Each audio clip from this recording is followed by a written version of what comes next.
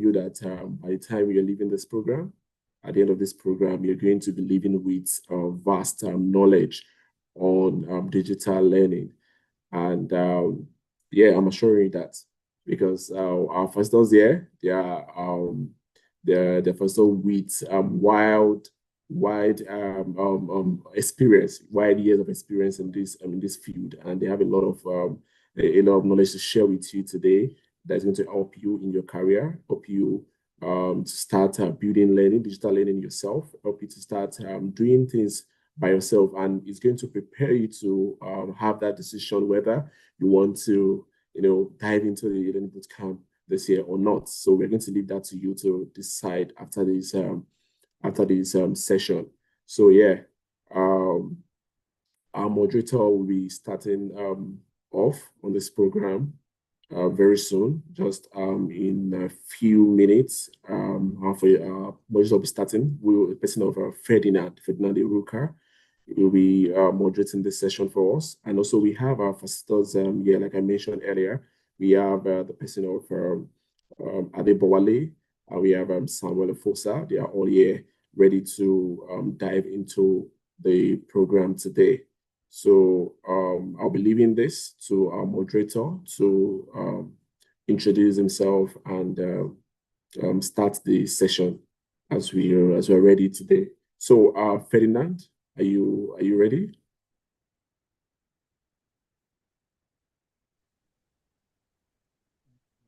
Good morning, everyone. Just a minute, please. I see that it's just me on my camera is showing and I'm upside down. Oh, okay. You can just please sort that out.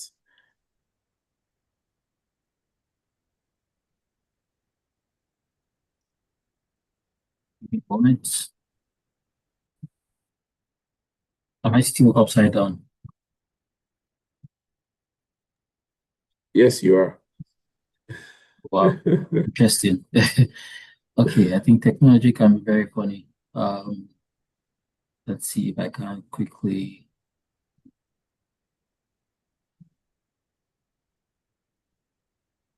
See what happens.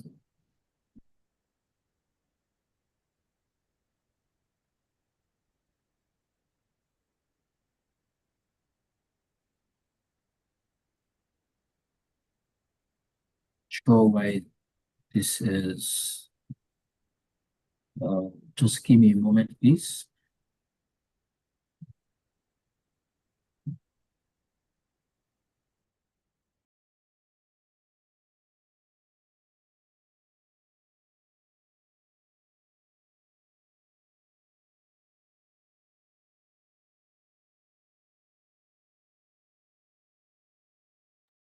Okay, I think I figured that out. Yeah, thank you. I'm sorry for that.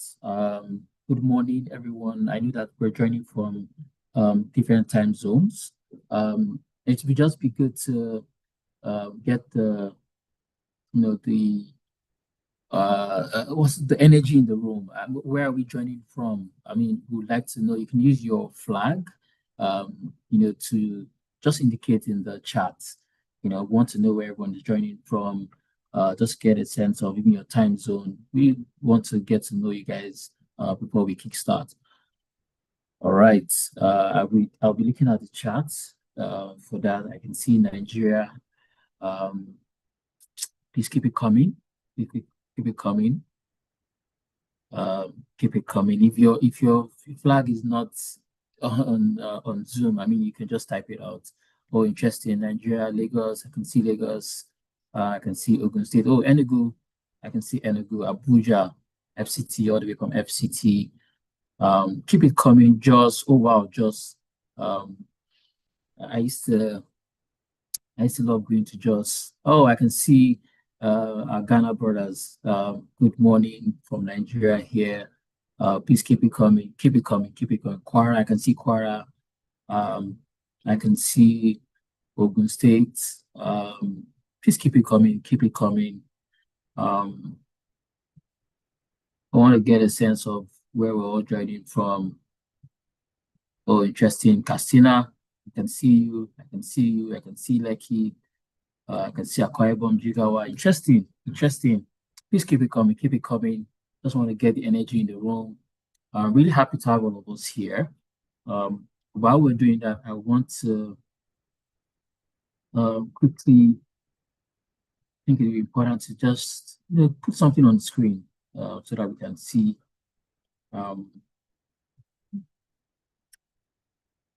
I believe you can all see my screen this morning.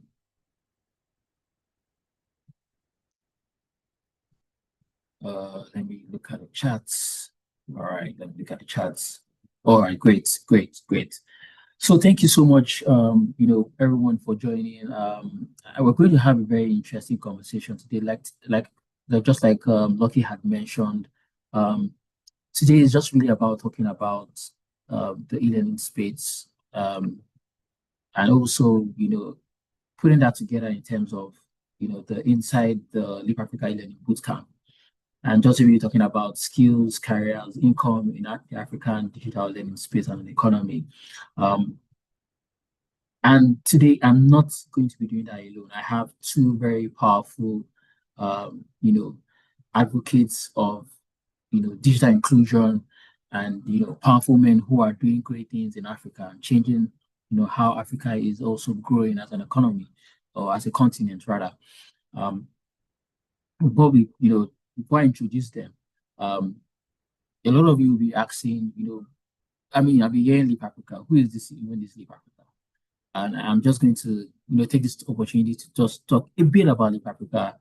And, I would also, indulge you to, go onto our websites. I have some of my team members, they will drop those, links for you to also check more on us. But for the sake of, cultural habit that we always have to introduce ourselves. Let us know who is Leap Africa, Leap Africa. Who are these guys? And in simple definition, Leap Africa is a youth-focused organization, and our work spans around youth leadership development across Africa. The organization has been in existence for over 2 decades now, and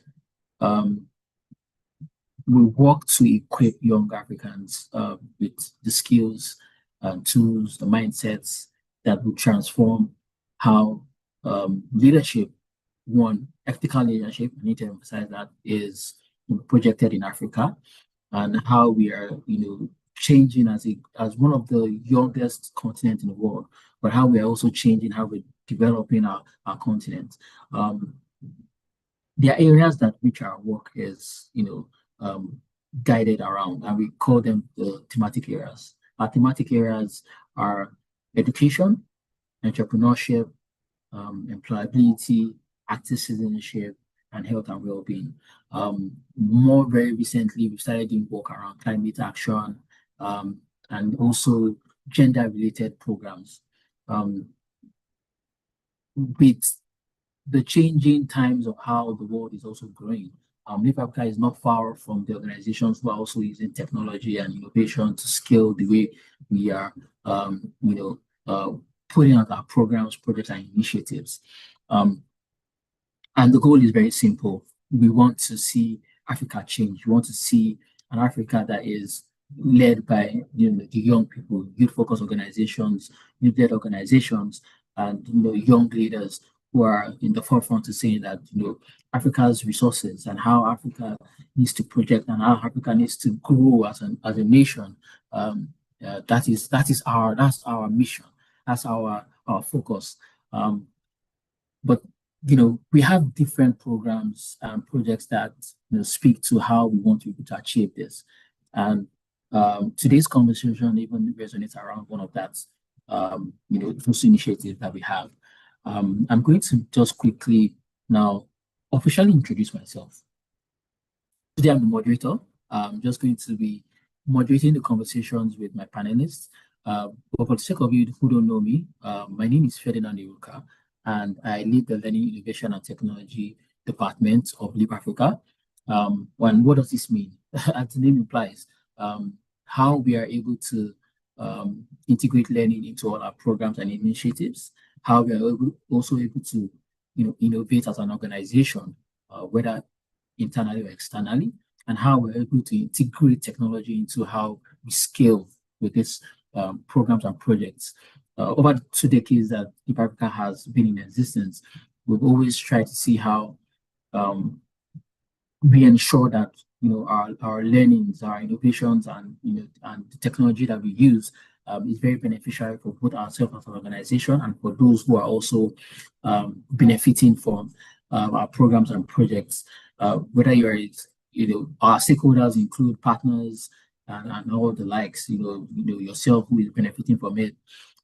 Even parents, nations, organizations, governments, ensure that these things are embedded and part of how we want to grow as an organization, and how Africa in the long run is growing as a nation too as well.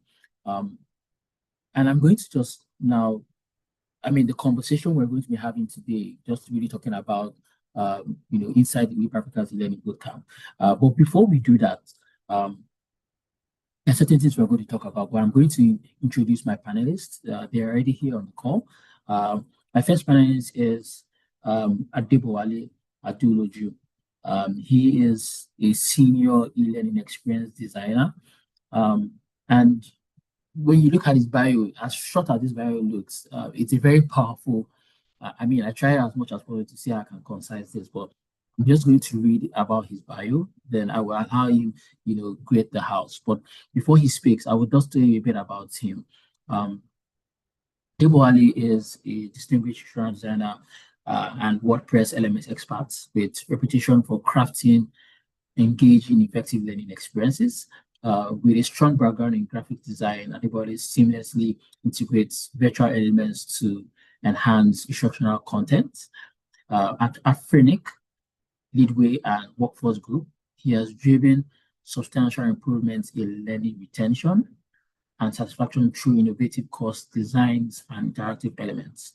Adebowale's experience spans multiple instructional methodologies, including the RD, SAM, the Agile, and apps with tools like Articulate Storyline, Adobe Creative Suite. Known for his project management skills, he has also overseen elements implementations and migrations, significantly benefiting organizations with cost-saving, performance, enhancing e-learning solutions.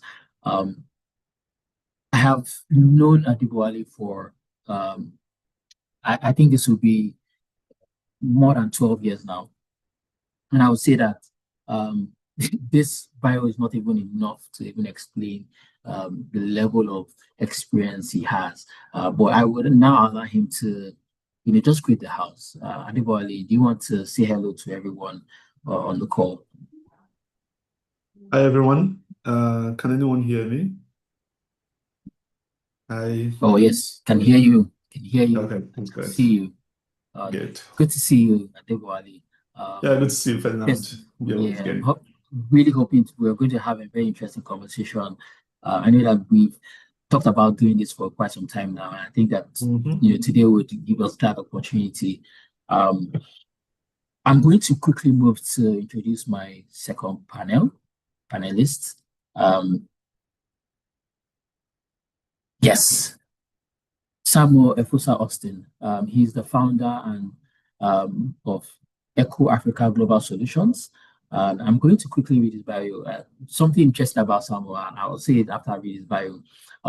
Samuel is a digital economist, technology strategist, and social innovator shaping Africa's innovation and economic landscape. He is the founder of Echo Africa Global Solutions and the Echo platform, redefining economic measurements beyond GDP through identity, data, and verified impact. He also leads Tech for Good Africa and the Africa Technology Leadership Academy, building leaders and driving civic technology, sustainability, and inclusive innovation across the continent. He's a seasoned trainer, a policy contributor. He has mentored over 10,000 participants, contributed to the Nigerian Startup Act, and is currently launching a 100 billion fund focused on data infrastructure, civic tech, and green technology in Africa. Please, I want you guys to just, a round of applause on the chat. I can't see the chat now, but everyone wants us to interact on the chat. Please welcome Samuel on the call. Samuel, it's good to have you here. Let me see you, please. Oh, great, great. Samuel, you want to say hello to the house? Hey, Freddie. How's it going? And hey, everybody. It's good to be on the call with each and every one of you guys, and I'm really excited for this conversation today. I'm sure I could be able to inspire each and every one of you guys to become the top Africans that we must all be. And so thanks, Freddie, and thanks, Leap Africa, for having me on here. Great, great. Samuel is one person that I have start having conversations with. We can be here all day, to be honest. I mean, both guys here, we can be here all day having conversations. And I'll try as much as possible to ensure that we don't pass the time. So just a quick, we're just going to move into why are we even here? I mean, what's the whole point of even having us on this call today? And what do we even want to talk about? But the first thing I'm going to just really put out here is just talking about Africa's digital learning, moment, what we're currently facing. And this will just give a background to the conversation we're going to be having moving forward. We all know that, the global digital revolution has changed on how people learn and work and earn. We've seen that it's clear to everyone. Learning is no longer what it used to be. Before, learning used to just be classroom, physical institutions. People had to go to, a building to learn. But all that has changed, especially when the COVID, era, started. We now see how online learning has become a demand, and people are really, moving fast. It's fast paced for us. As much as the world globally has already started to close this gap, people like the statements that like to say that Africa is doing catch up. Worldwide online learning, edtech have grown into multi-billion-dollar industries, and we see that workforce is being reshaped. Corporate training has changed. There are times where if you wanted to go for corporate training, you have to travel. But now organizations will just tell you, oh, there's an online course for you to take, whether you're a junior staff, your officer, an intern, senior management, whatever it is, you can have access to online training. Whether you're an entrepreneur, whether you're trying to do your MBA, all that is now accessible online. But why is this competition important for Africa? You start to ask yourself those kind of questions. Africa is the youngest population globally. There's data to say that youth unemployment remains critically very high. There's also data just suggesting that over 6 billion plus mobile connections across. There's over 6 million mobile connections across the continent. There's also data saying that 36% of internet penetration in sub-Saharan Africa is only 36%. And we're seeing that there's more research showing that as you're trying to close the digital, skills gap, it's still also widening. And that's because of a lot of new attributes that are currently going globally. And just setting context for this, the question here, and this is now to my panelists. I would like to have you guys on board, just having this conversation. The next question is the state of e-learning in Africa today. How do you guys, how do you just really start this conversation around this? The conversation really just really understanding what is the current state of e-learning in Africa today. There are a lot of articles, pieces out there, a lot of conversations, a lot of conferences I've also been to, a lot of sit downs, one-on-one talks about what is the e-learning state in Africa. But we'd like to hear from you. Let's start with Adeboale. You want to give us what is the state of e-learning in Africa today? Yeah, thank you very much, Ferdinand. And also, hello to everyone today. My name is Adebowale, and so being a senior learning experience designer for Alphonic. Now, so for the question regarding the state of e-learning in Africa, so coming from, let me say, right from the experience I have from my current organization, because what we do practically is we issue IP addresses to everyone around the continent. And because from the fact of the part of the e-learning, which is really related to things like your internet, your devices, and co. One of the biggest issues I would say is the situation of accessibility. Accessibility, not in terms of usability, but accessibility in terms of technology, the hardware, and also the software part. So the software part, and I mean, we all know that we need an internet to access most of the e-learning courses or e-learning applications that are out there. But accessibility also in terms of hardware, that means you need devices, and we need laptops, you need mobile phones, you need, yeah, mostly mobile phones and laptops. So these are the things that's still been a big drawdown in what's it called, in Africa. So if we have this much more accessibility of this hardware, we could say that okay, there will be a big span in terms of the e-learning accessibility. So that's one of the biggest drawdown at the moment. And also coming from the internet part. So for us, we issue IP addresses to mostly the internet service providers, to governments and other entities, IXPs, that is the internet exchange points and co. But the issue is, how are the ISPs treating what's it called, the data? Is it the mobile data? Yeah. In most countries, yeah. So if you can't afford to buy a mobile access for, let's say, 1,000 naira or 2,000, how much more that will that give you for you to be able to access the quality of the content of the e-learning? So that's one of the things also we're trying to, in our own side, also to encourage some of these ISP to move to IPv6, and also to see the cost of running a V4, that is IPv4 on their infrastructure, as against the running of V6 in your infrastructure. So also those, so those things, those factors also affect how the pricing of internet bundle is to most people. So in that case, that means the part of the accessibility of e-learning in Africa are still at very bare minimum.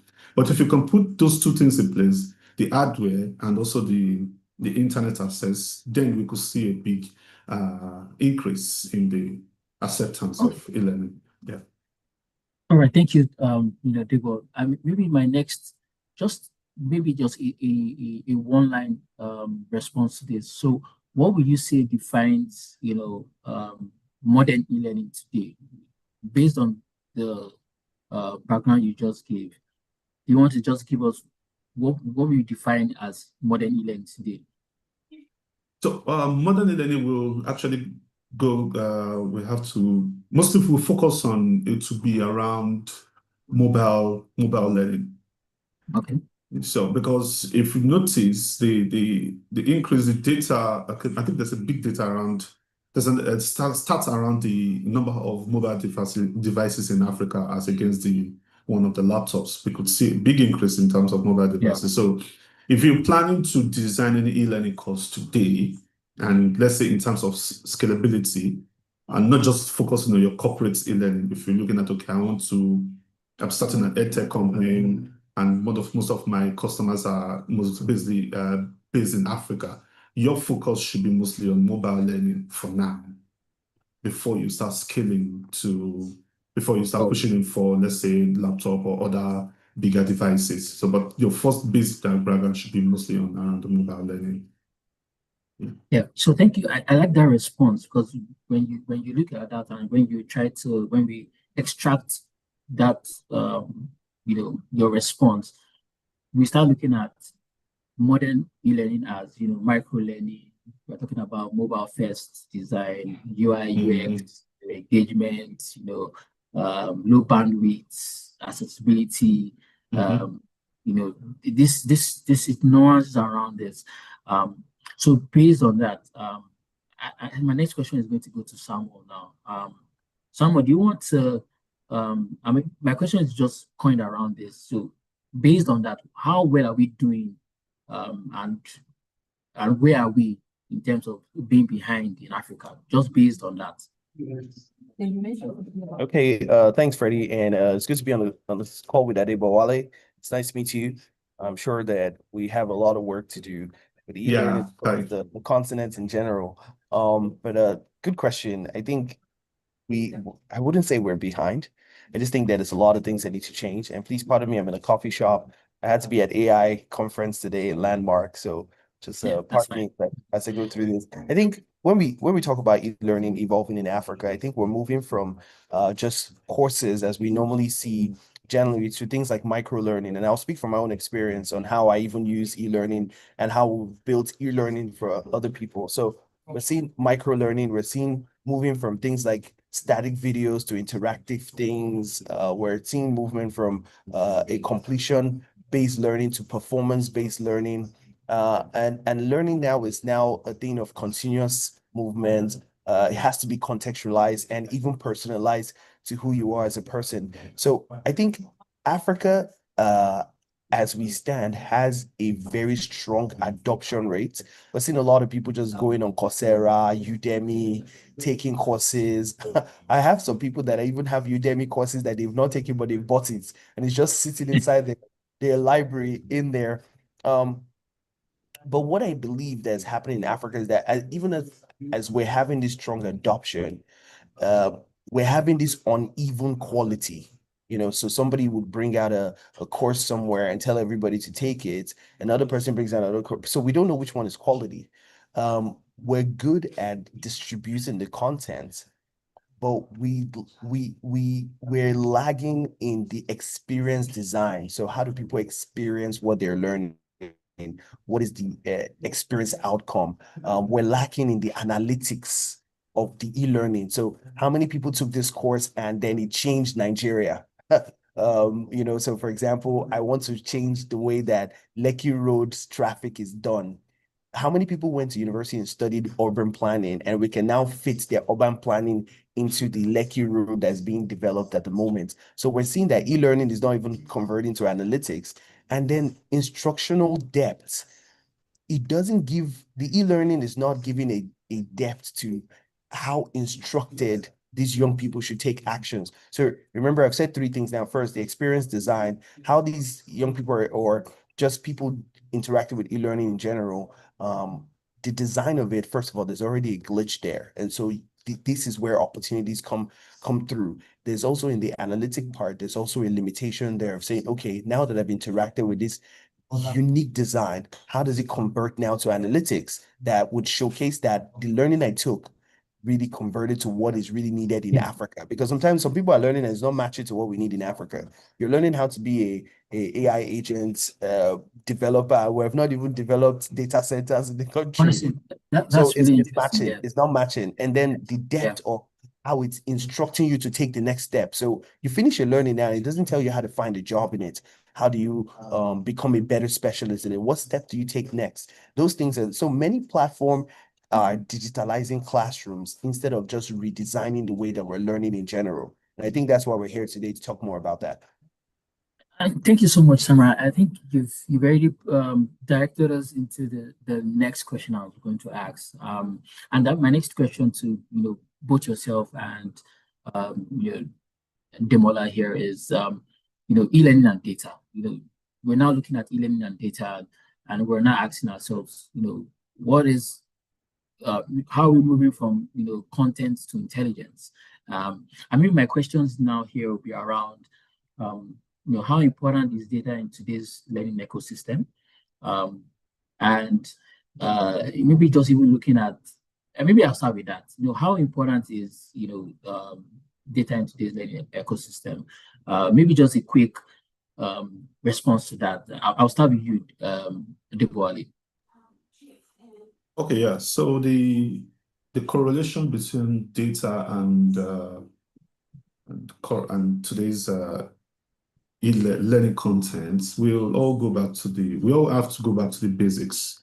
And the basics is all about the ADDIE model. So if you're into any form of instructional design, e-learning development, and co, we all need to go back to the basics, which starts from the data gathering, which is the A part. So for our audience, so the ADDIE model is the analysis, design, development, implementation, and evaluation. And most of the ones that work with the data the most are analysis and evaluation. So it starts with the data and ends with the data, and it circles back again into, you just keep looping. So for example, you're being tasked to maybe deliver a content for maybe for your organization or for your local community. You need to analyze, you need to start with the TNA, that is the training need analysis. That's the basics. So that's, you've gotten your data from that point. That's one data point. You analyze the data, you ask several questions you want to ask your potential learners. That's where you draw out your learning journey map, your need analysis, which devices do they want to be accessible for them to be able to access this learning? What type of content do they want? Do you really need to design interactive learning, or you just want to create a job aid for that purpose? So, or maybe it's just a video learning, or, you ask several questions you want to ask during the analysis phase. When you're done with that, you pick that data from the analysis phase, you analyze it. That helps you now with the second phase, which is the design and the development phase, and also with the implementation phase. Now, after implementing, you also need to gather data again. That's the evaluation. So you ask questions. After implementing, you ask questions. So how did you enjoy the content? What are the things you need to improve about it? What did you learn? And go. So from what you evaluated, then you take a look back again to your development phase, then redesign it, redevelop it, and also implement, ask questions. So if you notice, if you're delivering learning content, you always need that methodology and the framework, which will form as a guide for you throughout the learning journey. So as my fellow panel spoke about the importance of data, so these are the things you also need to consider while you're creating your learning content. It starts with data and ends with data.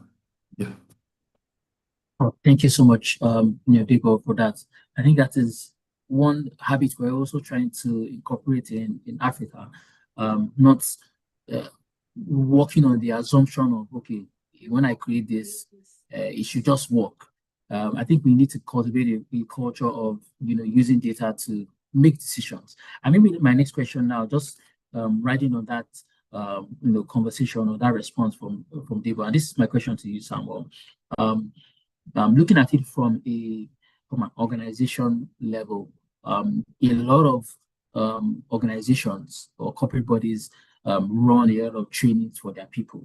And maybe now my question to you is, what metrics should these organizations look out in terms of tracking? And this is just feeding into data as well. Do you want to respond to that? Thanks for that. And Adebowale, I just love the structure you put there about the beginning of capturing the data and then after the training, capturing outside of it. And I think it just speaks to some of the metrics that must be put into when you're capturing. So whether it's before the training, during the training, and after the training, which are some of the data points of where to capture data. As a person very passionate about data, as Ferdinand, Freddie knows me. Adebowale now, I always talk about data. I'm living my life for data. I want to see the African economy always using data. I'll tell a small story. I worked with an organization a few years back, and they invested heavily in training. They had all these beautiful slides, decks, long video courses. They even had a very unique modern LMS, and everybody completed the course, 90% of them. But 6 months later, the organization was reviewing what they've done and discovered that productivity has not improved. Errors were still happening. teams were still asking the same questions, and leadership was still confused. The thing they were saying is that we trained everybody now. Why is everything not changing? And that was the moment I discovered that there's a problem with content, right? If you create content and it has, but there's no intelligence with the content, then there's a problem. And that is why data is not optional in our learning today. So just to drill down into the question, because without data, your learning is storytelling and hope.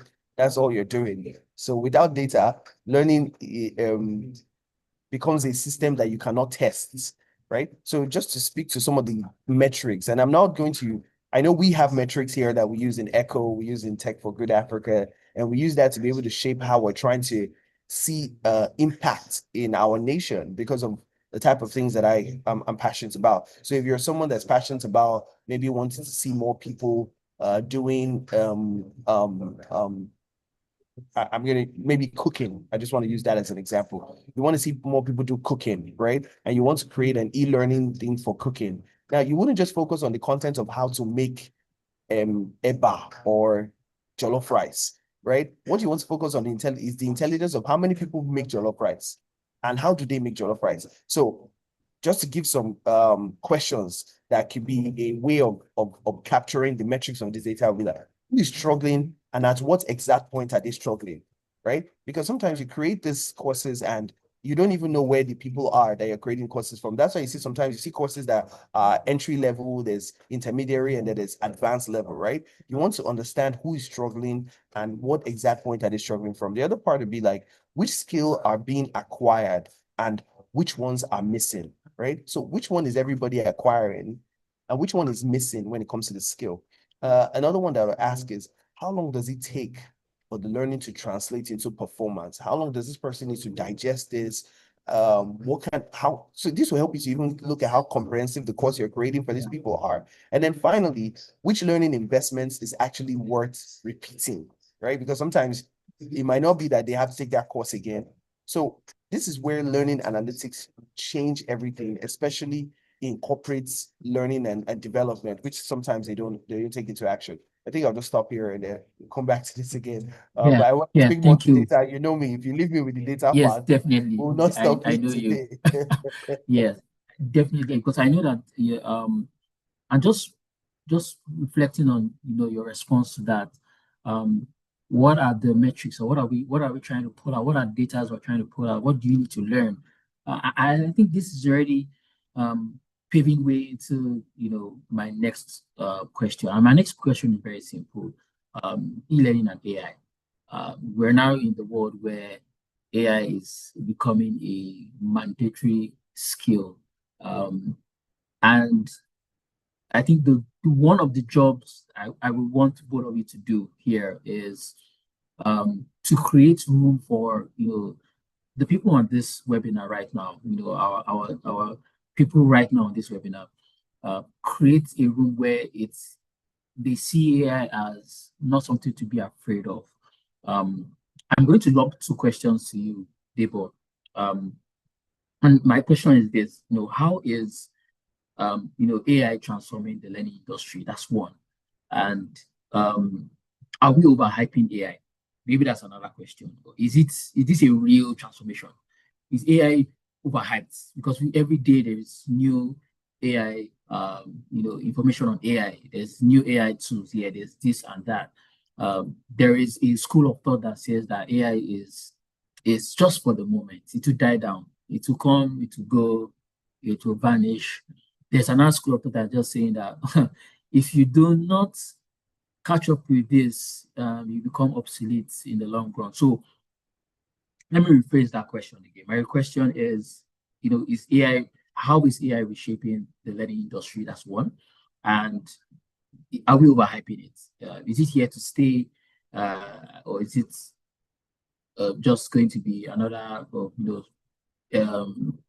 baby human toy for a while and just ends there? So I leave that to you, Debo. Do you want to respond to that?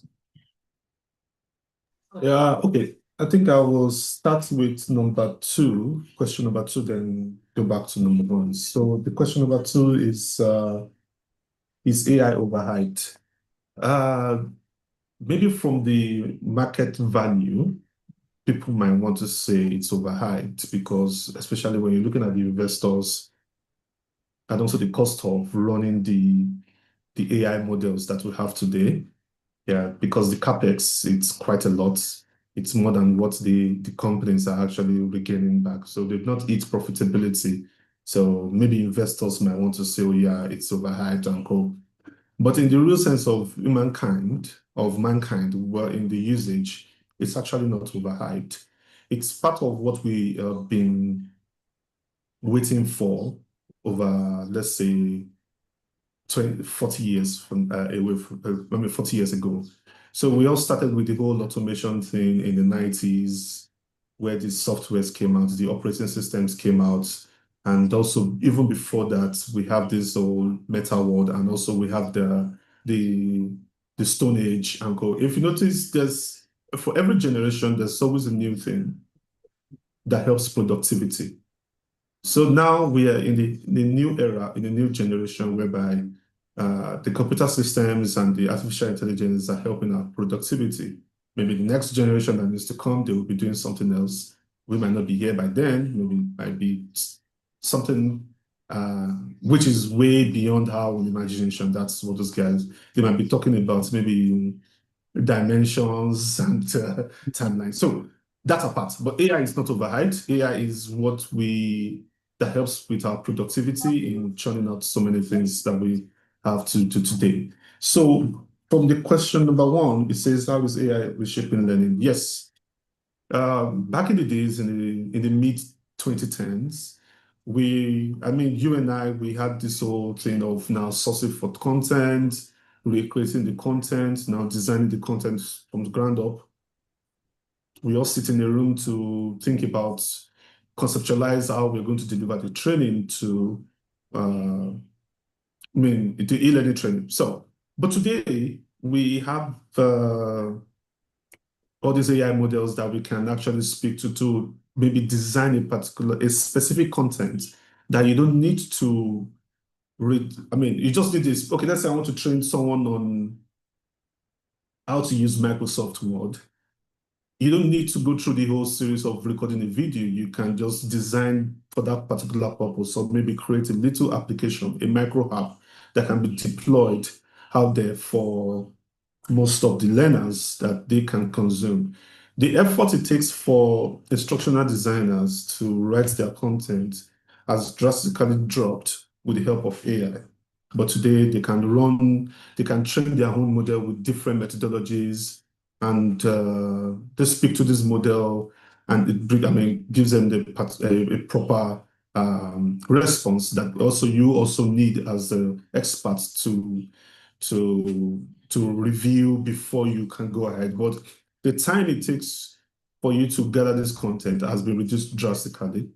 And also the time to take in doing your research also has also reduced, because with the help of tools like Perplexity, there's a new one that came out recently, a very lovely tool. I've not tested it yet, and I'm still looking for a device like a small device that is called OpenClaw that can go around and do your research for you, and it comes back with a proper analysis. These are the things that helps productivity, especially in learning.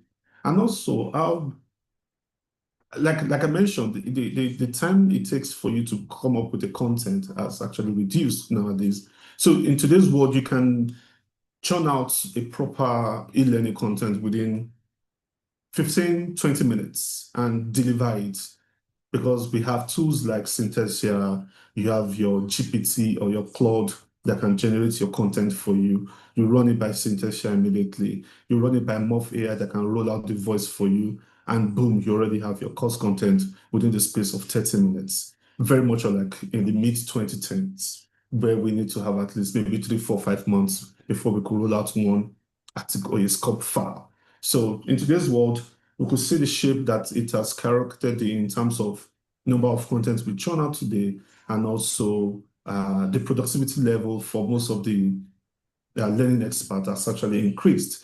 And so that's what I see. Yeah. yeah, on that part. Yeah. Yeah, thank you so much, Adebo, and really good response. I mean, just based on your response, when you look at some of the um, areas in terms of how AI is also changing the learning industry, we start seeing things like um, uh, maybe in terms of integration now, you see AI assisted content creations, we start talking about adaptive learning pathways. We have a lot of organizations that use, if you're conversant with how learning management systems work, now you see that those things are now integrated into these systems. You now talk about AI as an augmented assistant for you, tutors, chatbots. We see a lot of that. I mean, my question, just writing on that as well. My question now to Samuel is, um, what are the practical AI tools that are already being used? That's one. And my second follow-up question to that will also be, so what new skills does AI demand from learning professionals? I think these two questions, um, you can do justice to it. So for someone who I know is an AI advocate and uses AI tools a lot. So do you want to give our audience a Yes. quick response to this?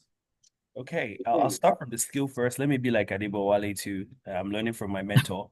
Um, I'll start with the second question too. I think that we should start with the skills first, and then you should know whether you can use those skills. And what I'm even seeing in the most important part of this discussion is that AI is very interesting with, this discussion has been interesting about, first of all, what is the e-learning in Africa? And then we've spoken about like the AI and data and using data analytics for, and what you see there when we come to this place of AI and learning is that something is changing now where AI is making people more, we can see who is a mediocre.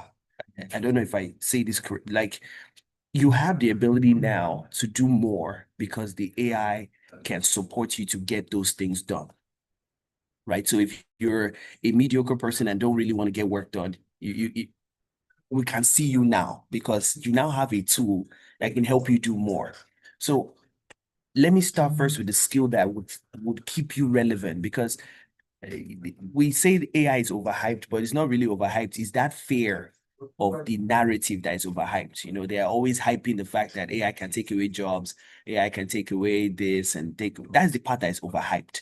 I think they should start overhyping the power of the AI itself. And then you as an African, I'm sure the things you'll be building would blow your mind. And Freddie knows me. I built so much interesting things with AI that even me, I'm blowing my own mind, right? And it's giving me partnership with interesting things. And I wouldn't go into that now because you start thinking how you should become a billionaire like myself. But let me just stick to the skills, right? One of the first skills you need to understand is data. How how does learning generate signals and what does those signals mean? Follow through with that. The second part you must learn is the AI tools. So not as magic, but as system. You must learn what are the tools that I know Adebowale has mentioned some Claude, Lovable. I saw one recently this morning, OI dot A0 dot dev. There's so many now. In short, I can't list them out for you because I will be overwhelmed with the amount of tools that are already existing in the market. There's too many now.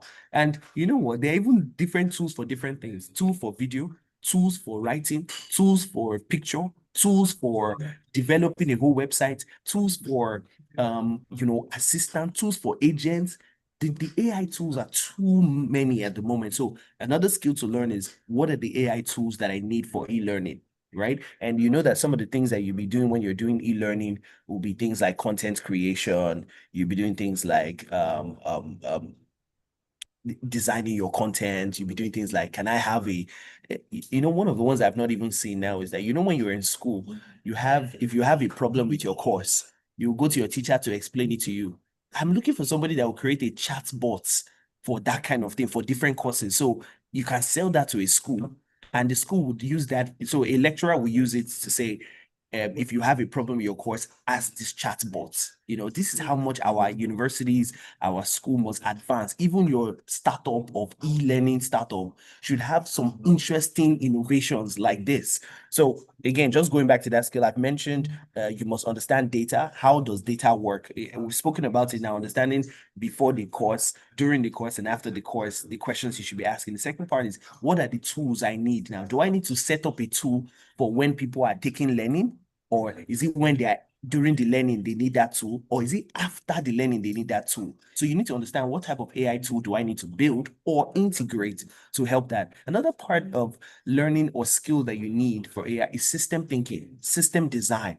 Many of us build things without thinking about the system. How does learning flow? How do people adapt to it? And how does it scale? Because you're learning, you might develop a learning now and they use it only once and they don't use it next year.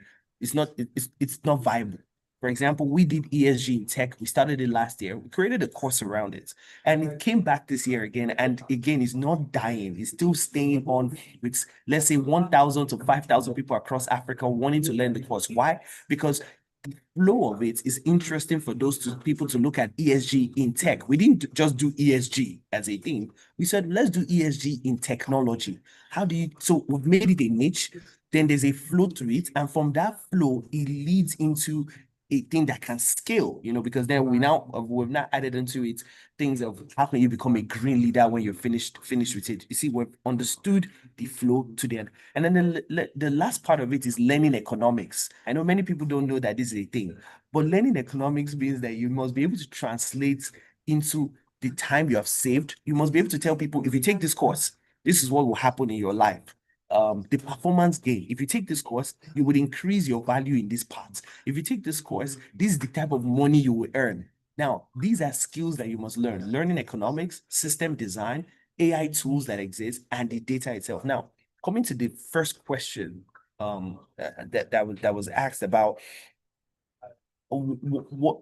what is the practical let me confirm that that's the first question. What are the practical AI tools that are already in use? I mentioned that I cannot list all of them out, but from what I've just told you, from the skills that exist and from the data we're trying to collect, the AI tools you must be using must relate to those things that we've mentioned. Meaning, one, what do we want to see in the Africa e-learning space? How do we want to create experiential learning? Then you must start to learn those type of tools that relate to that. So it might be that you're learning the AI tool for video, or you're learning the AI tool for how to design presentations so they are doing things fast, or you're learning the AI tool on how to design content.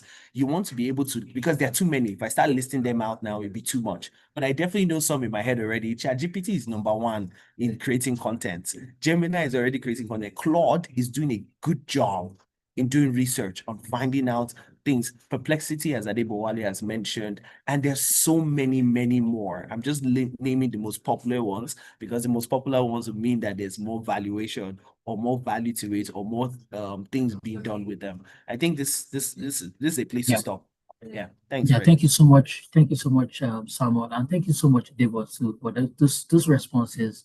I think it's important to, emphasize some of the things you've mentioned. Understanding, what AI would be in the learning industry, because I want to assume that a lot of us on this call are also in that learning space and trying to understand how do I even scale with this? What kind of skills should I even be acquiring? And some of these they just even mentioned, even some of the tools, definitely is something to look out for. And like I mentioned, Leap Africa is always in the room to always say, how do we also support the African youth development ecosystem? I want to drop this to say that we very, very look out for something that's coming up by Leap Africa.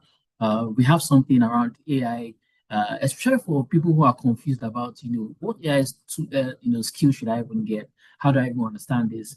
Sometimes when they think about AI, they think about it in a very technical level. But something is coming that Leap Africa is going to drop in some months. But if you look out for that space, we'll definitely share that information with you too as well. And maybe just now trickling down into, my next question was really around, I think the panelists have already touched on this, African skills gap and what is missing. And we're starting seeing, addressing a bit of this. Part of it is even now narrowing down to the individuals or the persons, the professionals who are going to even be creating, learning content for the larger African ecosystem. You start to talk about a bit of understanding instructional design. You start talking about, learning experience design. I know that people talked around that. You start talking about data literacy. Someone has also talked about that too, understanding how to even translate data. And understanding AI tools fluency. I mean, just like Samuel and Debo had mentioned here, there are a lot of AI tools. Personally, if you were to pick up my laptop and look at my laptop, there's a way I have categorized, every AI tool I use. So AI for writing, AI for research, AI for video, AI for pictures. I've done that. Google gives you that ability to create a tab and name it. So I've been able to do that. And very interestingly, I find to see that there's so much coming out that I'm even trying so hard to keep up. But still writing on that, AI to fluency, understanding all that. We talk about LMS, learning management system administration, understanding how to even, manage an entire learning management system. It's a skill that you need to also get when it comes to the learning industry space. Understanding how to keep up engagement, understanding the kind of responses, understanding even the data you pull out from the LMS itself, understanding all that, and invariably also building a portfolio for yourself. Because I think one mistake a lot of people in the learning industry make is not knowing how to build a proper portfolio for themselves. But this now leads me to a very important part of this conversation, and the conversation is really around the e-learning economy itself and careers and income pathways. I think this is the most important, and I think that everyone who's on this webinar should really pay attention here, because this is where a lot of people miss it. Whether you're trying to, how do you start asking yourself, how do I even build a career in this? I get a lot of messages and questions. I get messages on my LinkedIn. Oh, I'm in the learning and development space, or I'm in the e-learning space. I don't know how to grow in this, this area. And you've been doing this for how many years now? I say, oh, I mean, it's over a decade plus. I'm still going and still seeing a lot of things. I haven't deviated from how I started, and I'm still moving and still seeing a lot of opportunities here. But I think it would be good for our panelists to give some insight on this. And maybe my questions would just be around what are the professionals earning in this ecosystem? I think it's good to really state that out.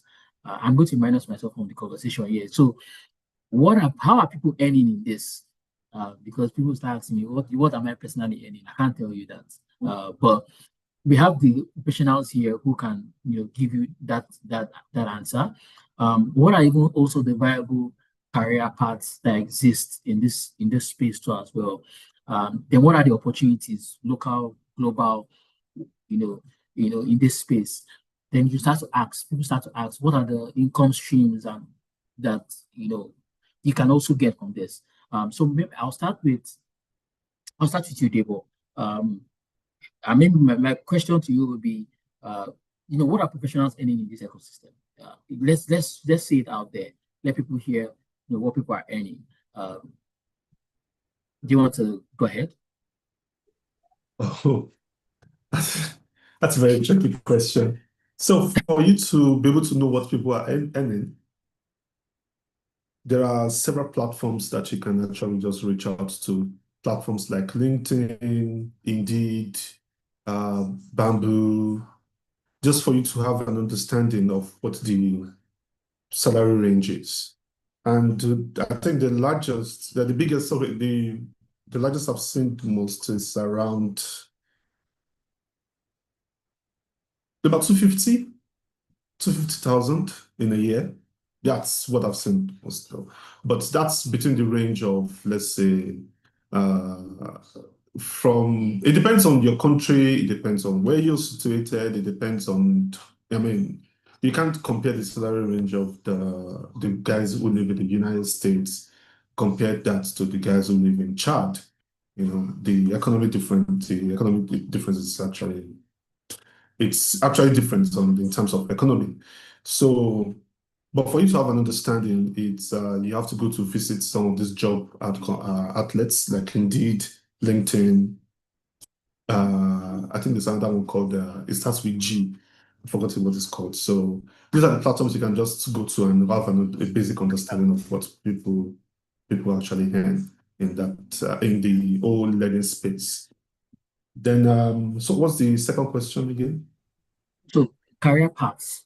What are the Oh various yeah. career paths? Yeah. So for learning, it's one thing I really love about learning is that you can actually do anything.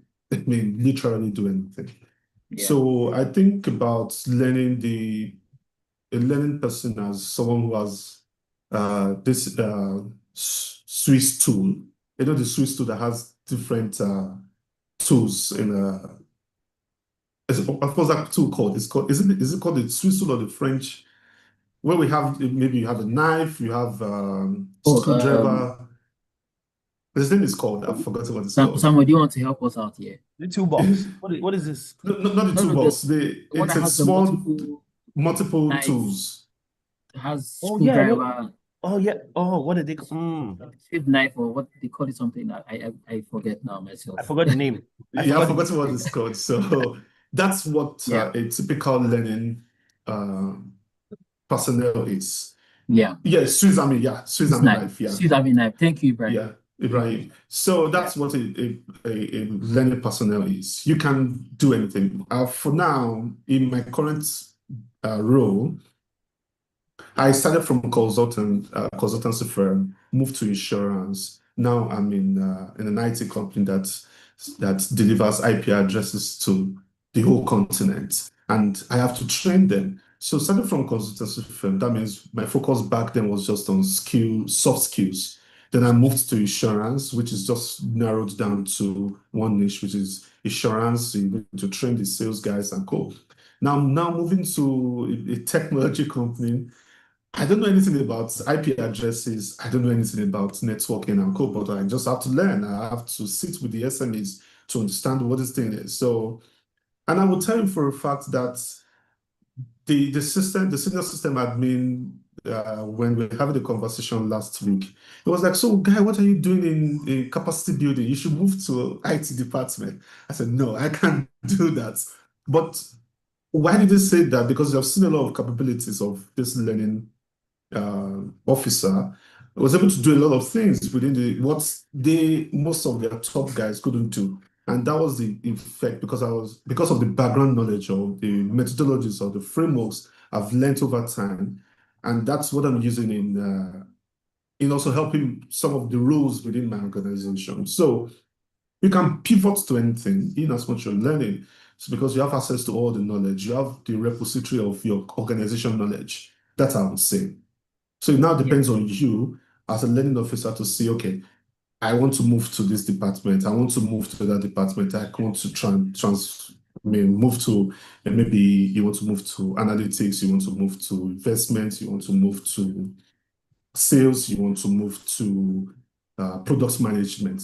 As a learning person, you can pivot to any career path you want to do, you want to go into. But one of the biggest things you can also do, because I was speaking to a friend of mine who is the convener for OLXT. He also shared the same experience in terms of the value we had within the organization. Some of the top guys in his company also walk up to him and ask, hey, D, how far? We have this problem. Could you help us solve it? He's still the same guy that is helping with processes. Yeah. I mean, how's my business with processes within an organization? But I have to be called sometimes to work with the guys who are working on the processes. So you have a lot of, like I said, the Swiss Army knife, you have a lot of tools in your hand, you have a lot of information in your hand, you have the knowledge repository of your organization. It all depends on what you want to do with it and how you want to pivot your next career path, to be on it. So one of the things you can also aim for within the organization is being a chief learning officer. So We have a CEO, we have a COO, that's the Chief Operating Officer. We have Chief Financial Officer, that's the CFO. You can also position yourself as the Chief Learning Officer within your organization. So that means you're any big box. Also, we have the head of the human resource manager, which is there, but for you, you can also create your own path to be the chief learning officer of your organization. And there are quite a lot of these roles right there in the US, in the Western world, in Europe and the US also, where we have CLOs quite a lot. It's a demand. But for you to get to that part, you need to work your way up through in terms of enriching yourself with the knowledge of the organization and also different learning methodologies. That's on the on my thank you so part. much. Thank you so much, Debo. And maybe just even to add to that, and just even using my own personal experience, one thing I always tell people when people ask me about what are the career opportunities, just even being in the learning space, especially the e-learning space. To be honest, the opportunities are endless. You can work, I tell people this, you can literally work anywhere with having this kind of skill, because a lot of the sectors are very, very focused on, learning is a big thing now, especially in Africa. And how we learn is also very important to as well. Africa is now coming to a point where we're saying that it should be built by an African for an African. We understand ourselves way better than any other person would understand. And when you start looking at what are the career paths within there, you start thinking around how you can become a learning analytics. You can also think about how you become an edtech entrepreneur. You start thinking around how I've started seeing things around AI integrated learning consultants. I've started seeing stuff like that. And it's endless when it comes to the learning space. There's constantly new and high demand for specific areas when it comes to learning. Instructional design is a quick one here. I see a lot of people do instructional design, and in terms of opportunities, they're there. Remote freelance working is all there. It's all out there. But maybe now my last question on this, before we move to something that's really important to this conversation, especially towards the end, especially for all of you on this call now, because you start asking yourself, so what's the goal behind this?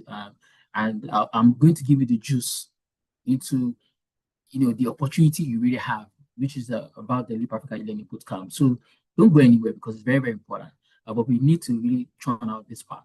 But my question now to Samuel, can just make it really brief.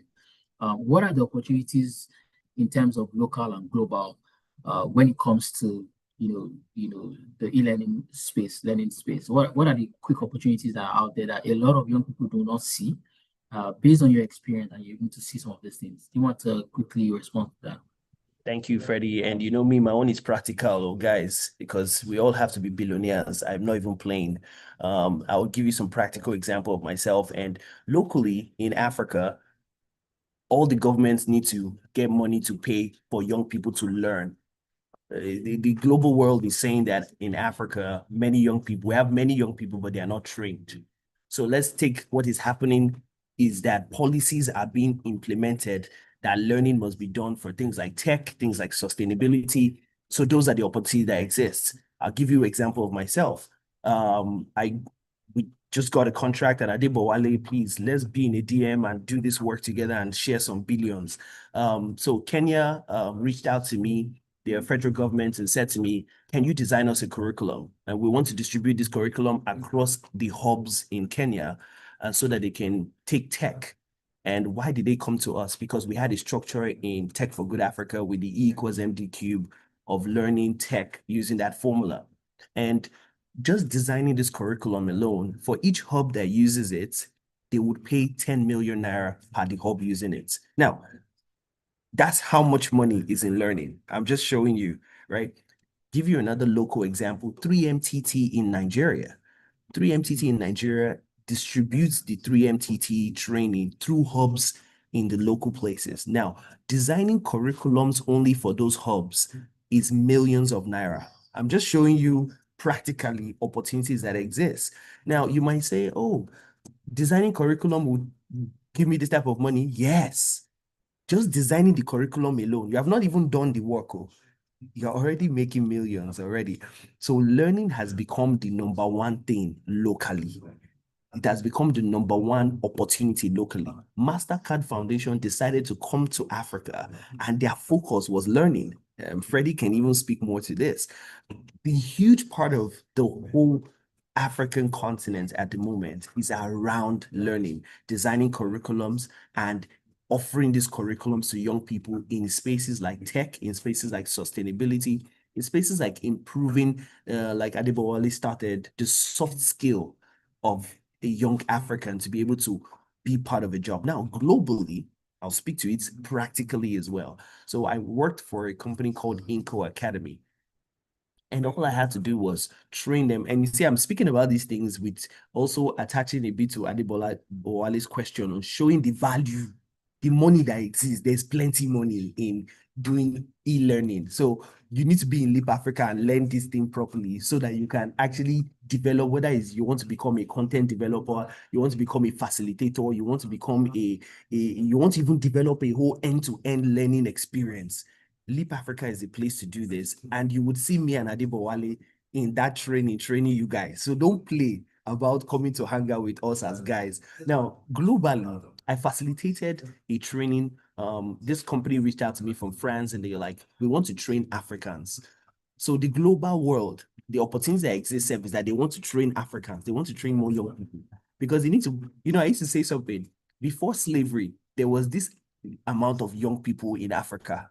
And so they came and packed all of them to build the Western world. That's why we have large amount of Black people in the Western world. But now the same Black people have grown again. So what do you use these young people to do this time? You can't put them in slavery. So you have to train them properly. So there's an opportunity. The global world wants to train Africa. So the global opportunity that exists is even to train more Africans. So they gave me a job and they said, train people on how to get into tech. You have to design the curriculum and present the curriculum. Guys, they paid me $1,800 for every 3 weeks of the training. And in the 3 weeks, I only trained 1 hour every week. But it's $1,800. I was earning that every 3 weeks. So the opportunity is huge. So you can be a facilitator for an international organization. You don't even, sometimes the international organization might even have all the content ready for you. They might have everything ready for you. All they want you to do is come and facilitate.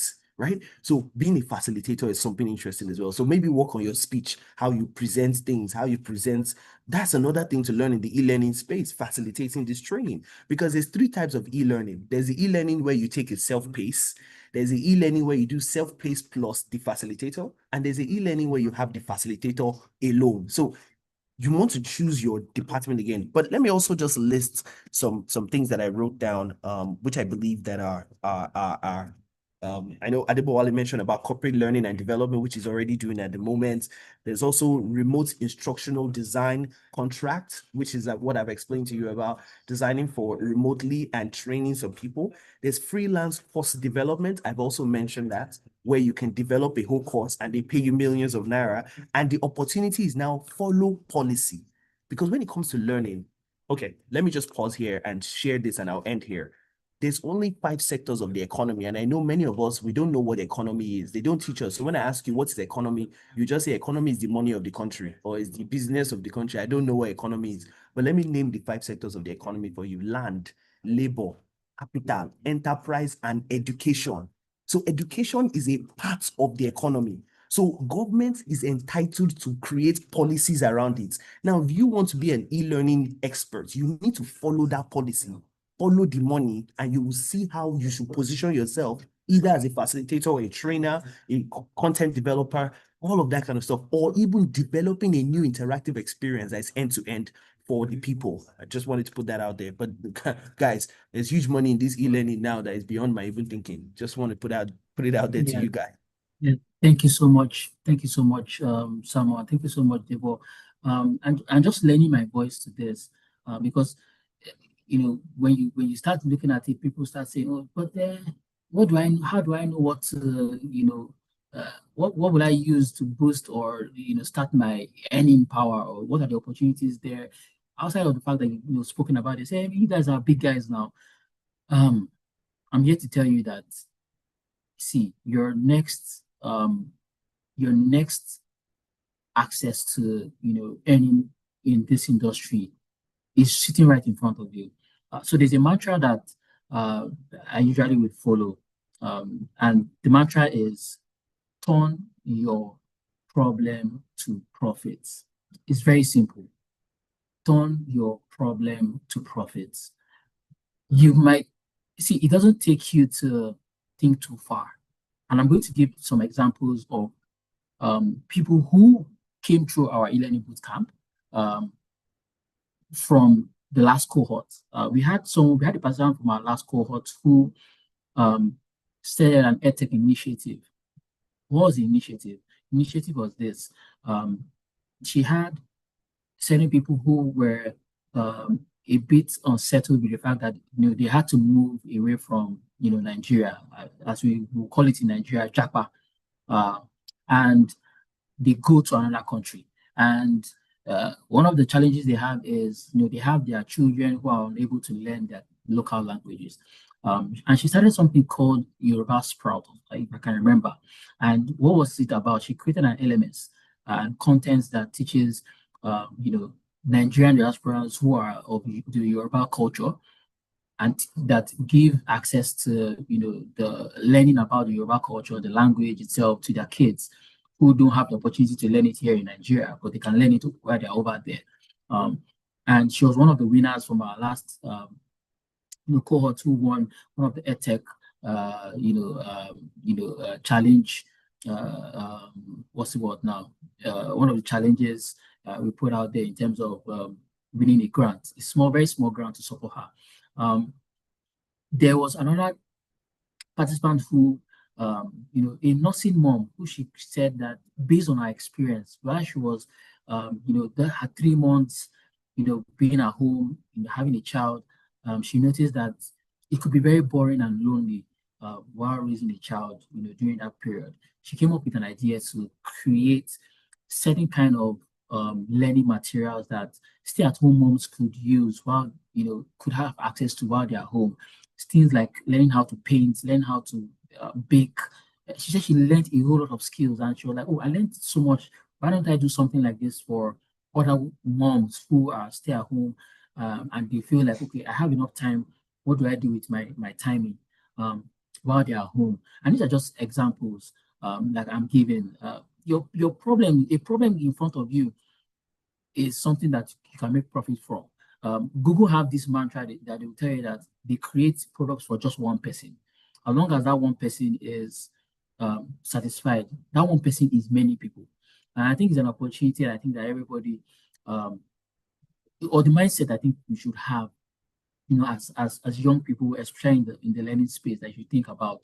And this now leads me to, my next question, and this is really just us rounding up now. A lot of the challenges that young people will have, especially in the learning space, is visibility. You have all this skill. You've gone through the e-learning bootcamp, you've done this, you've gotten skill. Even aside the e-learning bootcamp, you've done a course on Coursera, you've gained all this skill and all that, but you're unable to properly position yourself, in terms of being visible. I have this skill. There's a competitive market, because once you got into the skill, a lot of people that have been doing it before you, and they are there. Sometimes a lot of us will go to, I see that a lot, we go to conferences, someone is coming to networking, I can do this, I can do that.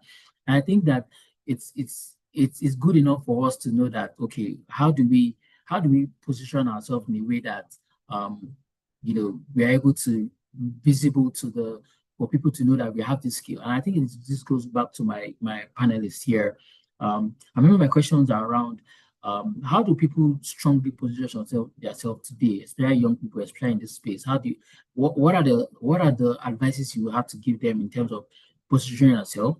How do they create room for visibility?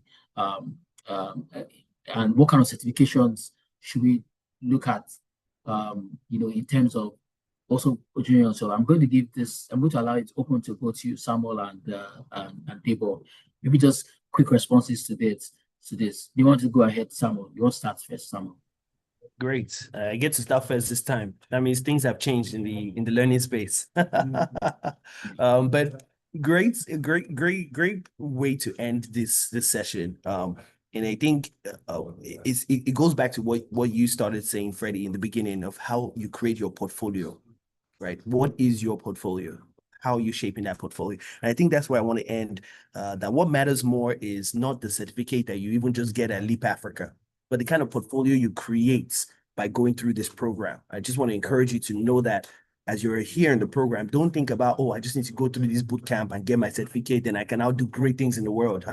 Oh God, it's not going to work for you. Madam, it's not going to work. You got to look at it from a place of what is my portfolio? And I'll leave you with 3 immediate actions to start to do that. One is first, build demonstrative projects, right? Projects that can demonstrate, not just projects that demonstrative projects. Some of you don't know that you can just do a 3 weeks session to start building your community and showcasing that you can be a trainer.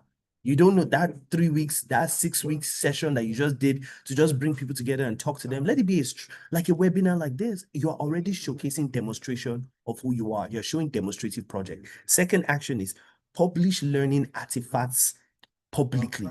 So sometimes your social media is paining me.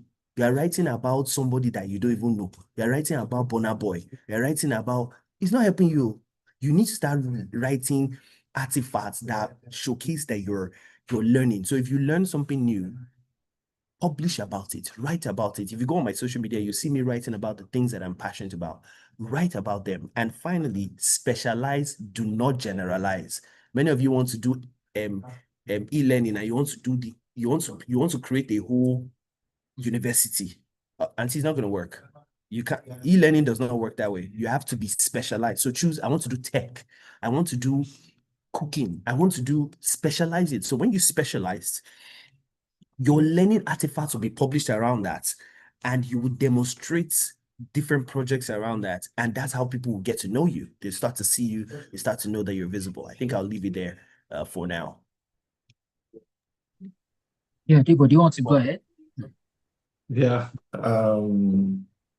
Samuel already, yeah, Samuel mostly has actually covered everything I would like to say. But just to reiterate on what Samuel said is LinkedIn should be your major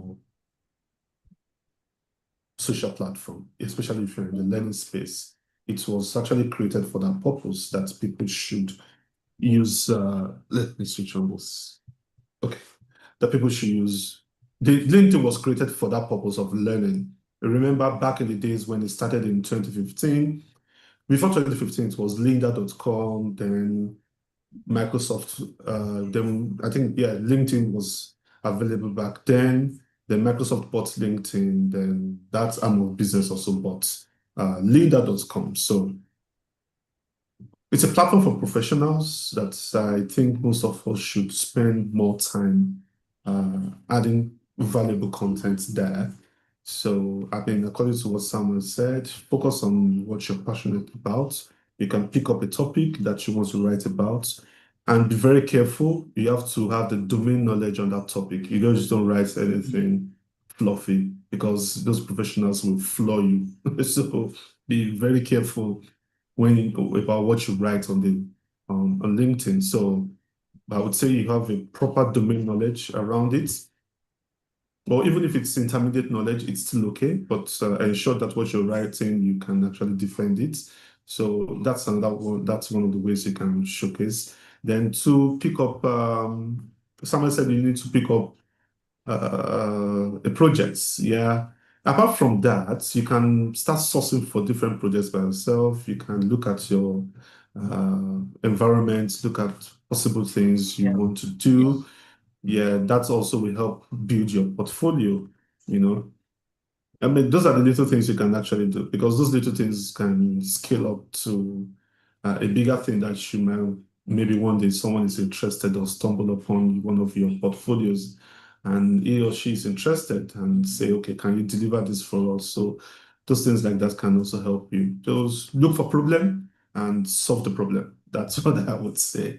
And also, yeah, Ferdinand said, turn your problem to profits. Yeah, that's a very good line. So always source for problem around in your environment and also see how you can use learning to help solve that particular problem.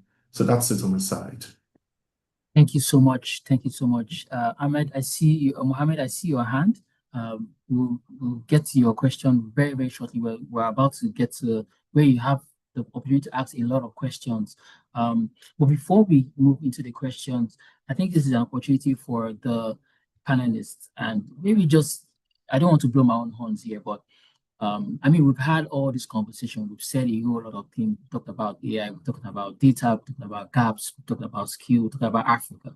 But now the question now is, why is the Leap Africa, e-learning important in all this we've said? Why now? What's so important about this? And I think it's an opportunity for Debo and Samuel, who are also facilitators on this bootcamp, I must say. And have interesting areas where they would also be dishing out their own knowledge to as well. I think it's an opportunity for them to just really talk shortly, just give a, to the guys who are here, speaking, stay to the very end. Do you want to give them the reason why this e-learning bootcamp is important? And I'm also looking at seeing how you have the opportunity to also give them a gift. I know that both of you came with gifts, before the end of the conversation.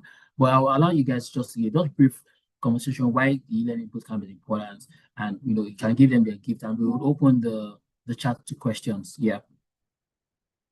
You want to go ahead, Debo? Do you want to start? Oh, okay. Yeah. So I think I facilitated the last role, which was last year or 2 years ago. Yeah, it's one of the. I will commend Ferdinand and Leap Africa that came up with this initiative. It's quite encouraging to see young stars that are willing to ride on the path of e-learning. Though it was, I'm an accidental instructional designer, which I will call myself. I know there's a book around that too.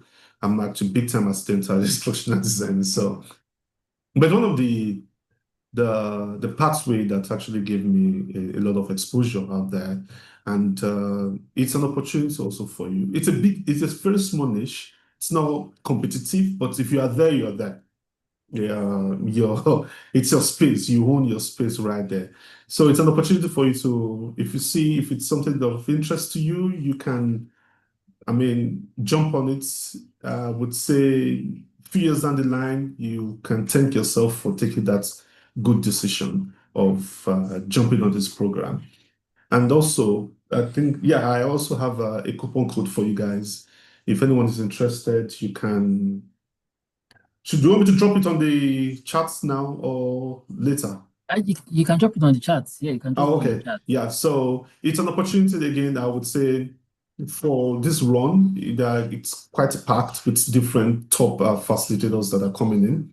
And but 3 or 4 capstone, not capstone, but 3 or 4 projects that you can actually get your hands on to do, which will also match with as part of your portfolio for in case you're looking for a job or anything. So, or for another gig on the side. So these are the things that I believe that you can also help you to grow your knowledge. So take your time, look through the brochure, and also you can apply my coupon code on there, and yeah, there you have it. So Right, here's my great. coupon code. Oh, I sent it to the panelists, not everyone. My bad.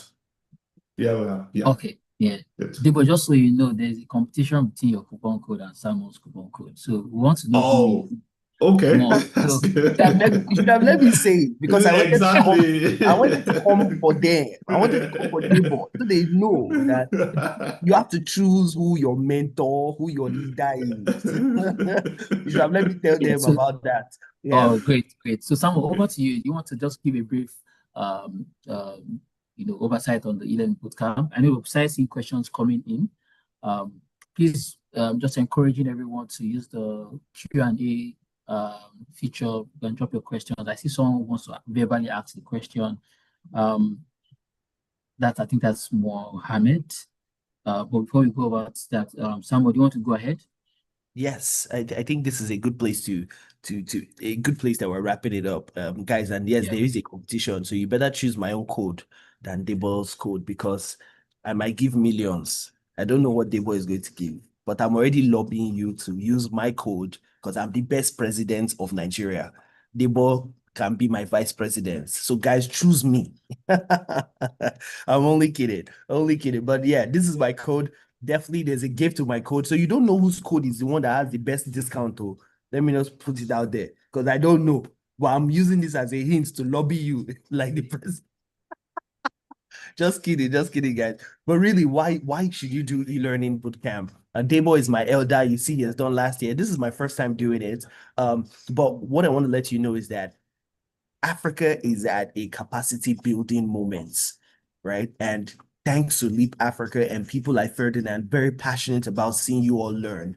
And one of the beautiful thing about it is you need structured programs to be what you need to be, right? We've spoken about e-learning today, a lot of why e-learning is important, but structured programs are very important. And with what Leap Africa is doing here, you can even see the flow of this webinar today. You can see structure.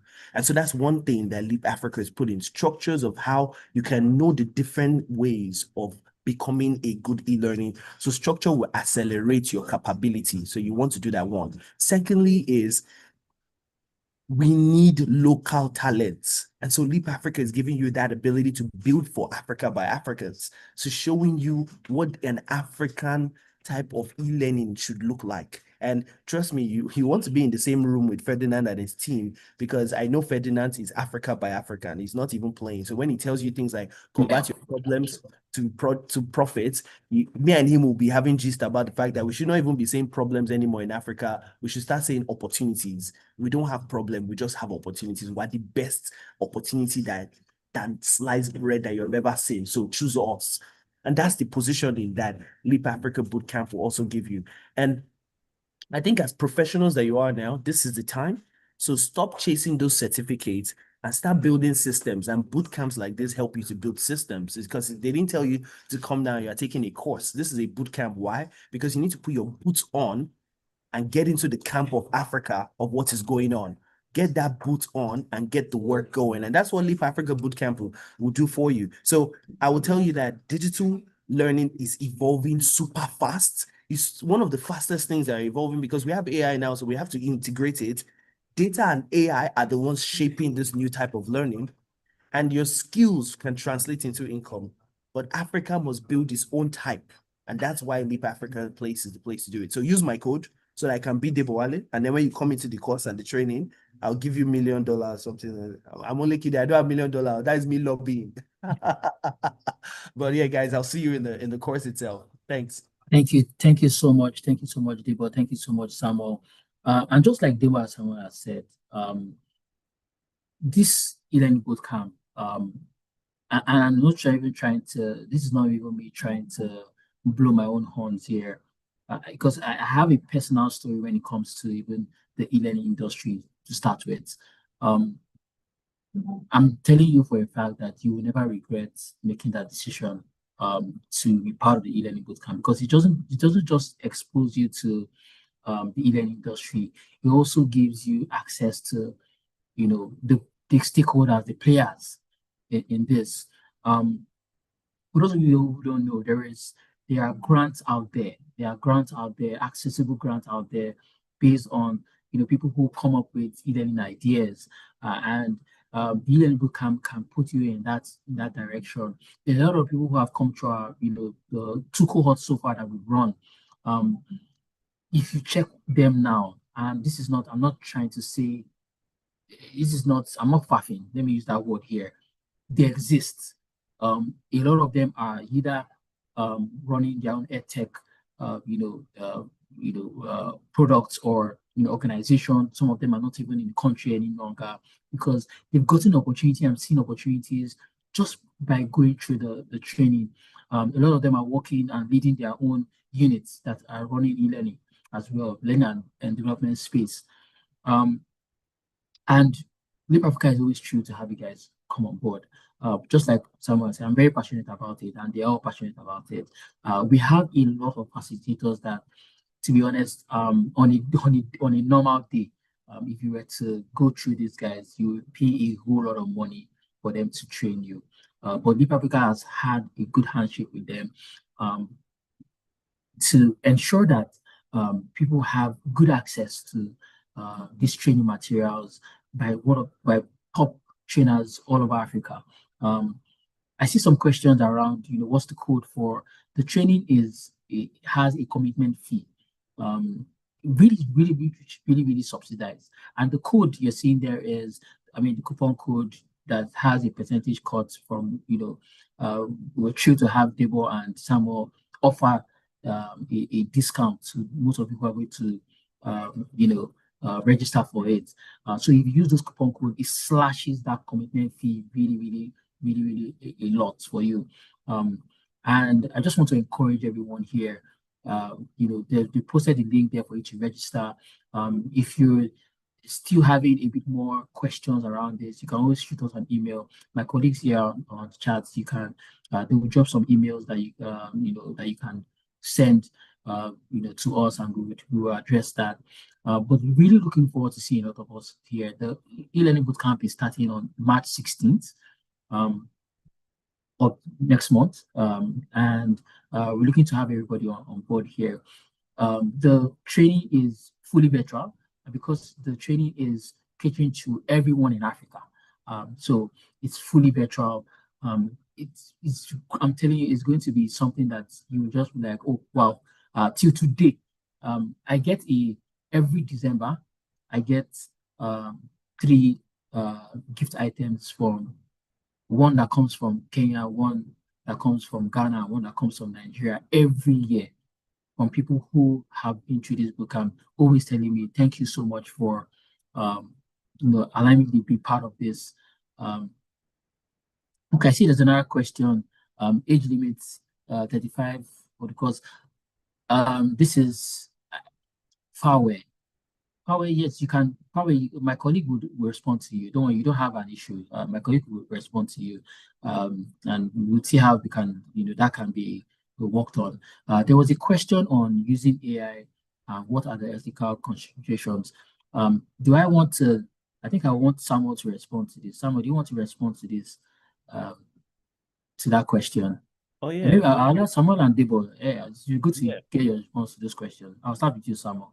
Okay, so when we're talking about ethics in AI, I don't think it's that deep per se when you're talking about ethics in AI for e-learning. I think some of the things you must consider when you're considering the ethics of AI is data privacy and the learning consent. So uh, the person you're taking their name for to take the course, do they give their consents?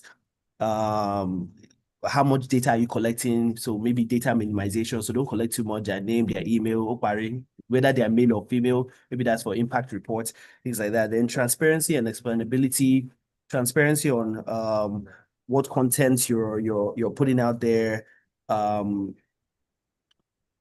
why the learners should take those content. So just being transparent and explaining what you're trying to offer to them. I think there's also where you think about bias and fairness. So where is this AI learned its data from? So how can we not be biased about what you're putting out there? I think access is another thing. So considering the access of the people, can they access this information? Those are some of the things. I think the only other thing I would add on there is the maybe human oversight, maybe putting somebody in charge of so AI should not replace the whole learning support. There should also be someone that can also help people, maybe like putting a mentorship thing there. I think these are some of the ones I'll stop here first. Debola, I don't know if you have some others to add to it as well. Yeah, but I think from the data perspective, which is the main concern of AI ethics, you've actually pretty much covered that part because it's important. The whole artificial intelligence is all built on data, so you want to be very careful of the data you feed. You can't just go ahead and pick up all your company's I mean, the secrets and also the knowledge repo and feed it inside AI. Oh, you can only do that if it's like a local model, such as Olama and some other models. You can only do that. But if it's the open one or the paid ones, you have to be very careful. I mean, people are going out there, especially today. If you want to do that, also always reach out to your compliance department. If you have one, you can reach out to them to be able to understand that, okay, if I want to feed this information to the AI, what are the impacts and what are the, I mean, what's the major impact of running this data by AI? So that's what you need to look into. That's all. All right. Thank you so much. Thank you so much, Samuel. Thank you so much, Deepo. I think those questions were good, and the answers were also good as well. I think it's also important to know that if you want to even know more, especially when it comes to how AI, more conversation around AI in learning and even the ethical part of it. We have it in the bootcamp, and interestingly, these two segments here as well will be giving you more insights on it. Giving you more areas in which you should, focus on. AI is something that has come to stay, and like I always say, AI is a tool. There is a hand. I think that hand has gone up again. I'm wondering if my team is able to. That's Mohammed. He wanted to ask the question verbally. Are we able to get Mohammed to speak?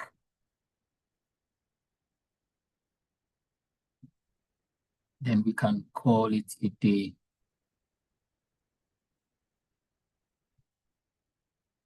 Okay. Thank you very much. I hope you can hear me. We can hear you loud and clear, Mohammed. Okay, thank you very much. My name is Amidu Mohammed, and I run a climate tech startup called Plastic Build. So my startup is more around waste transformation, transforming waste into functional products, like from scrap tires, plastic waste, into functional products like footwear, green furnitures, and more. And as well, we have a unit in the company known as the Plastic Build School of Creative Design, waste upcycling and a circular economy. So that's more like a training school where we deliver trainings for organizations, non-governmental organizations, communities, and schools. So we've been doing that for the past 3 years, mostly physical trainings.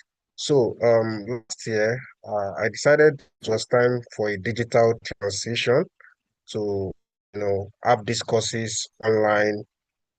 So we built what do you call it, a DG Hub. So a DG Hub is more like a physical facility that blends in the physical ecosystem and the digital ecosystem where they all meet. What I'm trying to ask here is that we are building an LMS, a learning management system, to promote climate education, because not everybody wants to sit in class to hear those big grammars, those big English about climate change. They find it boring.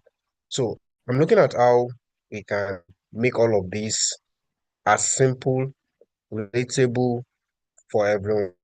And we've started this by working with an institution known as Gabatech, where we developed curriculums around climate education.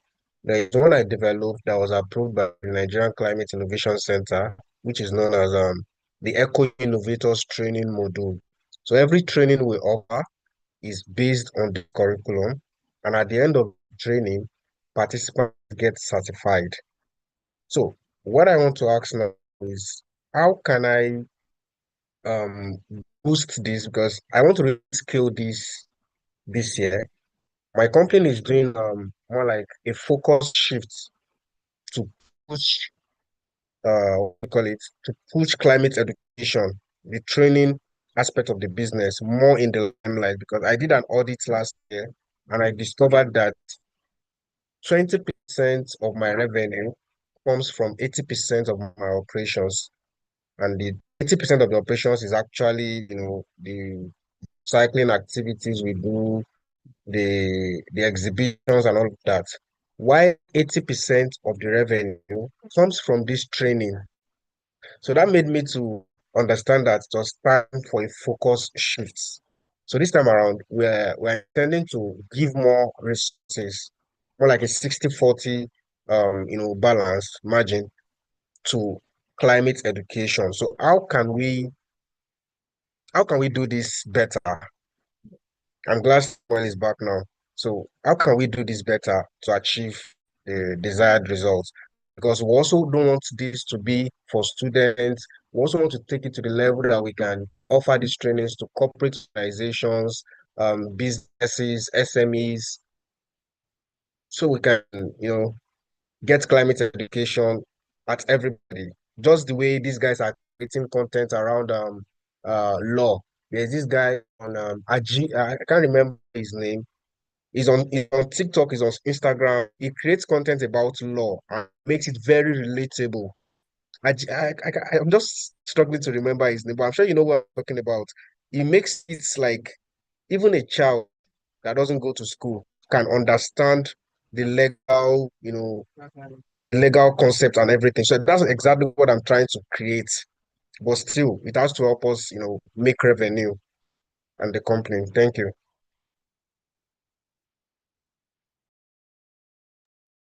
All right, thank you so much for that. I think that question is directed to Samuel, and I know he also has Yeah, I definitely know Amido, and Amido, it's good to see you. Mohammed, it's always good to see some of my uh, community and people that I know just on this webinar. So I think you're in the right space. Let's start from there. You're in the right space. Leap Africa's bootcamp can help you to understand more about how to do more of that, how to monetize, how to expand, all of those things you learn in the bootcamp. But I think that as you go through the bootcamp and you finish the bootcamp, then we can talk more. But I already see opportunities with what you're already doing. And the opportunities are endless. For example, I know that there's already a movement across universities now, from the University of Lagos, about having climate in all departments of their courses, whether it's you're taking engineering or you're taking economics or business, they want to put climate in it. So how do you link into that to making sure that your curriculum is put in their schools? Those are opportunities there of partnership. But really what I would encourage you to do is to take this boot camp with Leap Africa and learn more about the business of e-learning, learn more about the structures of e-learning, learn more about how do you do a proper e-learning business. And I think that that would then help you to put more structure, more things around your e-learning curriculum that you have now for climate, and even how to expand it more. I'm sure Leap Africa even has a way that you can connect to the mentors. After I know Freddie, if you want to speak more to Amido on what he would benefit from even being part of this, I think you can do more of that. And Amido, you have my number. Slide into my DM as well. Let's do some more partnership as well. Okay. Okay, thank you very much. thank you. Debo, do you want to take a stab at that, or is the response from Samuel, does it suffice? Yeah, I'll pass on this. All right, thank you. We're looking forward to even having you on the program. I think being on the program will give you a sense of, I know that you've started something really interesting. I'm really also interested in what you've started. But I would say that being on the program also gives you the opportunity and clearer view, because you will have a lot of access to, like I said, the facilitators or our faculty for the e-learning bootcamp is a very rich one. These guys have years of experience, and I can tell you for a fact that it's not just because sometimes when we make a mistake, well, Leap Africa, we are not Leap Nigeria, and Leap Africa means that we have access to so many professionals across Africa. All our initiatives and programs, in different African, countries running at the same time. And what does that also mean by what I'm saying? It means that we have access to, knowledge based on individuals who are also passing their own knowledge to as well. So I will use this opportunity to charge you to say, be part of it, and I'm very, very sure that you will see that what you're doing will even thrive a bit more than what it is now. You give more clarity in terms of even how to even progress more. And yes, and you would have access to mentors like myself. Debo is also here too as well. Samuel is also here. Myself in particular, I'm very, very passionate about the learning space. I'm just a message away, and you would be, I mean, you get wealth of knowledge. But thank you. I think we're going to end it here. Deep Africa would, for those of you who didn't get the opportunity to ask questions, we'll be sending you emails with more details. You can also send us emails. I think some of our emails have been dropped in the chat box. I can see a lot of people asking some questions. Please don't feel free to shoot us an email. You can also reach me on LinkedIn, and we can connect, and I can give you more insight too as well. But thank you everyone. Thank you, Adebowale. Thank you, Samuel. This was really a good one. I'm looking forward to seeing all of you that are here in the bootcamp. The bootcamp, like I said, starts March 16th. Please use those coupon codes. Those coupon codes would ultimately give you access to discount and some attached prices. I mean, someone has already given you an insight. He doesn't want to expose it. I mean, any gift from Samuel is a gift worth having, to be honest. And I trust Debo. Debo would give you very interesting, very, very interesting gifts. He's smiling. He doesn't want to say anything. He doesn't want to compete with Samuel. I know two of them. But I also have my own gifts too as well. But I'll keep my own quiet. My own come with a special email for me. I want to compete with two of them as well. You never can tell. But I'll stop here. Thank you everyone so much for just being with us for this long. And we hope to see you guys in the bootcamp start March 16th. Our facilitators are waiting for you all. I know some of them came in on the call. I saw about 2 or 3 of them outside of Debo and Samuel that were on the call as well. But thank you everyone, and do have a wonderful rest of the day. I know the different time zones, so it's good morning, good afternoon, and good night from us here. All right, bye everyone.